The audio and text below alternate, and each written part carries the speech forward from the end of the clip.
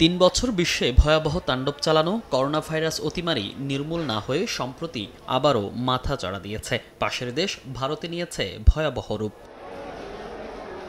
গত ২ সপ্তাহ ধরে দেশেও নতুন করে করোনা শনাক্ত হচ্ছে। ৫ জুন মারা যান একজন। সবশেষ ৮ জুন স্বাস্থ্য অধিদপ্তরের বিজ্ঞপ্তিতে জানানো হয় ২৪ ঘণ্টায় ৪ জনের পরীক্ষায় করোনা শনাক্ত হয় ৩ জনের শরীরে, অর্থাৎ নমুনা পরীক্ষার ৭৫%ই আক্রান্ত। এবার আতঙ্ক ছড়াচ্ছে ওমিক্রন ধরনের নতুন ভ্যারিয়েন্ট NB.1.8.1। চিকিৎসকদের শঙ্কা, এই ভ্যারিয়েন্টটি বহু মানুষকে আক্রান্ত করতে পারে।